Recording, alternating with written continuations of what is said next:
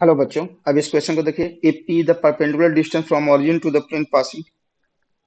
ठीक। अच्छा, इस क्वेश्चन को मैं टू डिफरेंट वे से बताऊंगा। फर्स्ट वन तो आसान होगा, सेकंड वन आसान नहीं होगा। क्वेश्चन में हम लोग फर्स्ट वन ही फॉलो करेंगे, लेकिन सेकंड वन सिखाना क्यों है? क्योंकि इस बार पॉइंट उन्होंने आसान दिया है। अगर पॉइंट चेंज कर देंगे तो सेकंड वन ही काम करेगा, फिर फर्स्ट वन काम नहीं करेगा। इसलिए फर्स्ट वन सेकंड वन दोनों समझा देता हूँ, ताकि आप लोग एग्जाम में क्वेश्चन को सॉल्व कर सकें। वो क्या है कि मान लीजिए आपके पास थ्री कोऑर्डिनेट एक्सेस है। कौन कौन सा कोऑर्डिनेट एक्सेस है? ये वाला एक्स मान लीजिए, ये वाई मान लीजिए, ये जेड मान लीजिए। क्या गिवन है? वन कॉमा, ये पॉइंट मान लीजिए ए है, जिसका कोऑर्डिनेट क्या है? One comma zero. Point B क्या है?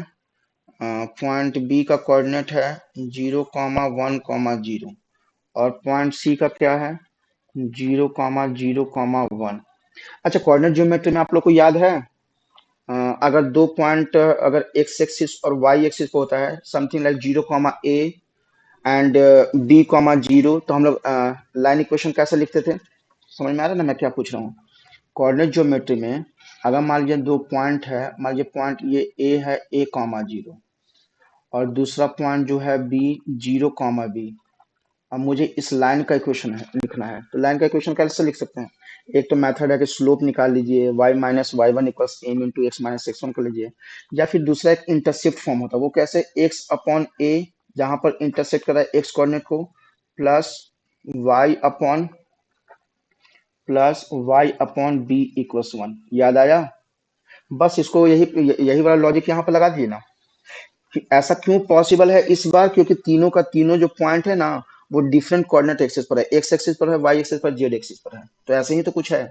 तो मैं, अच्छा, मेरा प्लेन कैसा बन रहा होगा? ये प्लेन, ये वाला प्लेन का बात कर रहा है, ये वाला प्लेन का बात कर रहा है, ये वाला प्लेन का बात कर रहा है। मतलब ऐसे है, एक्स एक्सिस, वाई एक्सिस, मान लीजिए जेड एक्सिस। तो जो प्लेन होगा ना, वो ऐसे हो रहा होगा। समझ में आ गया आपको? थोड़ा सा विजुअलाइजेशन चाहिए, विजुअलाइज कीजिए, आपको समझ में आएगा। ये जो ट्रायंगल है ना, ये जो ओरिजिन है उससे थोड़ा सा हट कर ऐसे, इस टाइप से है, ऐसे। ठीक है, चलिए। तो मैं इसको क्या करता हूँ ना, इंटरसेप्ट फॉर्म में लिखता हूँ। X upon one plus Y upon one plus Z upon one equals one. ठीक है। तो ये क्या मिल गया? Plane equation X plus Y plus Z minus one equals zero. ठीक है। फिर क्या पूछा जा रहा है हमसे? If P the perpendicular distance from this one. Perpendicular distance, चलिए उससे पहले कुछ सीख लेते हैं। मान लीजिए आपके पास एक लाइन है, जिसका लाइन का इक्वेशन क्या है? A X plus B Y plus C equals zero है। और मुझे पॉइंट पी एच कॉमा के से परपेंडिकुलर ड्रॉप कर रहे हैं। तो ये जो डिस्टेंस है डी, वो कैसे लिखते हैं? लिखने का तरीका देखिए। याद नहीं रखना है, याद नहीं रखना है, कैसे समझा रहा हूँ वो याद रखना है बस। जो मैं समझा रहा हूँ वैसे याद रखना है। आप जहां से परपेंडिकुलर ड्रॉप कर रहे हैं एक्स को, वहां से रिप्लेस कीजिए। जहां से परपेंडिकुलर ड्रॉप कर रहे हैं वहां से वाई को रिप्लेस कीजिए। तो ए डॉट जहां से परपेंडिकुलर ड्रॉप किया, प्लस बी डॉट जहां से परपेंडिकुलर ड्रॉप किया, plus C, divide by root under X coefficient that is A, Y coefficient that is B. X coefficient square plus Y coefficient square. ये जो perpendicular distance है, मान लीजिए ये पीएम है। पीएम कभी भी नेगेटिव नहीं हो सकता है, लेकिन यहाँ जो सब्स्टिट्यूशन है ये तो नेगेटिव आ सकता है। उस बात को इंश्योर करने के लिए मैंने मॉड लगा दिया। हो गया डिस्टेंस फॉर्मूला। ठीक है, अब चलिए इसमें लगाते हैं। कहाँ से परपेंडिकुलर ड्रॉप करना है? इस प्लेन इक्वेशन पर जीरो से। तो मान लीजिए ये प्लेन है, और ये कहीं पॉइंट जीरो है, जीरो है, जीरो है, ओरिजिन है। यहाँ से परपेंडिकुलर ड्रॉप करना है। वो परपेंडिकुलर ड्रॉप को उन्होंने पी से रिप्रेजेंट किया। चलिए, तो मैं लिख के दिखाता हूँ। पी इक्वल्स, जहाँ से पर एक्स को जहाँ से एक्स का कोएफिशिएंट क्या है? वन है। तो वन डॉट जहाँ से परपेंडिकुलर ड्रॉप ड्रॉप किया, प्लस वन डॉट जहाँ से परपेंडिकुलर ड्रॉप किया, प्लस वन डॉट जहाँ से परपेंडिकुलर ड्रॉप किया, minus one divided by root under X coefficient square, Y coefficient square, Z coefficient. बस हो गया। यही यही ऐसे ही याद रखना है, ऐसे ही। फॉर्मूला नहीं याद रखना है, जैसा समझा है, जैसे बोला वैसे। अच्छा, ये डॉट नहीं है, मतलब ये मल्टीप्लीकेशन है। ये परपेंडिकुलर डिस्टेंस तो जो मैंने निकाला, ये तो नेगेटिव भी हो सकता है, लेकिन डिस्टेंस का भी नेगेटिव नहीं हो सकता है। इस बात को इंश्योर करने के लिए मैं मॉड लगा दिया। हो गया। अब पी क्या है? p इज नथिंग बट क्या हो जाएगा, तो ये तो गया, ये गया, ये गया, तो -1 का मॉड 1 हो जाएगा, ये हो जाएगा √3। पूछा क्या गया है, मुझसे पूछा गया 3p²। p का वैल्यू अगर ये है तो p² का वैल्यू 1/3, अगर p² का वैल्यू ये है तो 3p² का वैल्यू 1। 3p² का वैल्यू 1 आ गया, 1 आ गया, 1 आ गया, ऑप्शन नंबर डी। आसान था। वीडियो इतना लंबा इसलिए हुआ, मुझे एक्सप्लेनेशन देना था। जिन बच्चों को ये आता है ठीक है, आप लोग 1.25 का वीडियो देख लीजिए, 1.5 का वीडियो देख लीजिए, और जिसको नहीं समझ में आ रहा है और लग रहा है वीडियो स्लो है, 1.2 देख लीजिए। राइट, ठीक है। चलिए दूसरा मेथड मैं सिखाता हूँ। वीडियो छोड़ के मत जाइएगा, दूसरा मेथड भी इंपॉर्टेंट है। ऐसा नहीं कि बस आंसर लाने से मतलब नहीं है, क्वेश्चन को कैसे एनालाइज करना है, लॉजिक क्या है, कैसे कैसे सॉल्व करता है, वो मेन एम होना चाहिए। ठीक है, वो मैं समझाने का ट्राई कर रहा हूँ। आप इसको भूल जाइए कि मेरा आंसर आ गया। आंसर लाना हम लोग का एम है ही नहीं, हम लोग का एम आंसर लाना नहीं है। क्वेश्चन को कैसे कैसे सॉल्व कर सकते हैं, क्या क्या लॉजिक लगा सकते हैं, वो सीखने का एम हम लोग का है, और वही मैं सिखाने का ट्राई भी कर रहा हूँ। देखिए मैं क्या कर रहा हूँ ना, एक प्लेन ले रहा हूँ और इस प्लेन के ऊपर में मेरे पास 3 पॉइंट है। अच्छा इस बार पॉइंट आसान है, 1 0 0 0 1 0 0 0 1, तो मैंने मेथड 1 सिखा दिया। अगर वही पॉइंट का कोऑर्डिनेट चेंज करेगा तो फिर प्रॉब्लम हो जाएगा। क्यों ऐसा किया। हाँ तो 3 पॉइंट्स आप भी ले लीजिए ना, ए बी सी, और वो कितना हो जाएगा 1,0,0, बी कितना हो गया 0,1,0, और सी कितना हो गया 0,0,1। ठीक है, एक प्लेन का इक्वेशन लिखने के लिए आपको क्या चाहिए होता है, एक प्लेन का इक्वेशन लिखने के लिए मुझे एक पॉइंट उस प्लेन के ऊपर और एक नॉर्मल वेक्टर चाहिए। प्लेन का इक्वेशन ऐसे ही लिखते हैं। ठीक है, x minus A, not x, यहाँ पर x को हम लोग रिप्लेस कर देते हैं r से, आप ऐसे सोच लीजिए, r minus A dot N vector is nothing but 0। ये प्लेन का इक्वेशन होता है, यही प्लेन का इक्वेशन है, यही प्लेन का इक्वेशन। जिसको नहीं याद है याद कर लीजिए, मैं समझाने का ट्राई करता हूँ, क्वेश्चन आसान कर दूंगा, बिलीव में, थोड़ा सा ध्यान दीजिए बस, बी विथ मी। ठीक है, एक प्लेन का इक्वेशन लिखने के लिए मुझे एक पॉइंट प्लेन के ऊपर और एक नॉर्मल वेक्टर चाहिए। मेरे पास तो 3 पॉइंट्स है, मोर देन सफिशिएंट इन्फॉर्मेशन है। प्रॉब्लम ये है कि नॉर्मल वेक्टर कहाँ से लाया जाए।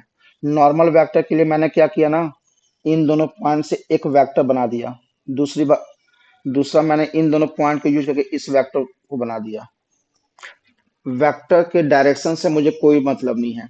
अगर इसका डायरेक्शन रेशियो लिखना है b माइनस ए लिख लीजिए या a माइनस बी, जो आपको पसंद है वो लिख लीजिए, मुझे डायरेक्शन से मतलब है ही नहीं। यहाँ पर a और c के लिए आप c माइनस ए कर लीजिए या a माइनस सी, मुझे डायरेक्शन से मतलब ही नहीं, मुझे डायरेक्शन रेशियो से मतलब है। तो डायरेक्शन रेशियो कितना होगा 0 -1 और 1, ये बन जाएगा 1 और ये बन जाएगा, ये डायरेक्शन रेशियो इस वेक्टर का है। इस वेक्टर का direction ratio 0 -1 0 and then 1,0 this one. अब इसको नॉर्मल वेक्टर बनाना है, दो वेक्टर आपके पास आ गया, कौन कौन सा आ गया, ए बी वेक्टर बोलिए या बी ए वेक्टर। फिर से मैं बोल रहा हूँ डायरेक्शन से कोई मतलब नहीं है, बस डायरेक्शन रेशियो से मतलब है। यहाँ पर ए बी वेक्टर बोलिए या बी ए वेक्टर, जो आपको बोलने का मन करे। ठीक है, तो मैं यहाँ पर एक वेक्टर आ गया जिसका डायरेक्शन रेशियो -1 1 0 है, एक डायरेक्शन वेक्टर, एक वेक्टर आ गया जिसका डायरेक्शन रेशियो -1 0 1 है। मैं इससे एक नॉर्मल वेक्टर ड्रॉ कर लेता हूँ। वो कैसे, नॉर्मल वेक्टर ड्रॉ करना तो इन दोनों का क्रॉस प्रोडक्ट लेंगे, जो क्रॉस प्रोडक्ट होगा, ये जो ब्लैक कलर आया ये प्लेन के ऊपर 90 डिग्री एंगल बना देगा। ठीक है, अब रहा बात कि दो वेक्टर का क्रॉस प्रोडक्ट लेते कैसे हैं, तो उसके लिए डिटर्मिनेंट मेथड है। डिटर्मिनेंट मेथड लगा दीजिए, आई जे के, ये क्या हो गया -1 1 0, ये कितना हो गया -1 0 1। ठीक है, तो ये कितना हो जाएगा आई जे के, यहाँ पर माइनस साइन, आई कितना हो जाएगा, ये गया -1, सॉरी 1 ना 1, जे वाला कंपोनेंट कितना हो जाएगा, ये वाला -1 प्लस के वाला कंपोनेंट कितना हो गया -1 ऑफ -+1। तो जो नॉर्मल वेक्टर आया वो आया आई के प्लस जे के प्लस के सब तो 1 ही आ गया। तो नॉर्मल वेक्टर क्या आ गया, 1 1 1 आ गया। ठीक है, अब यहीं पर सब्स्टिट्यूट कीजिए ना जी।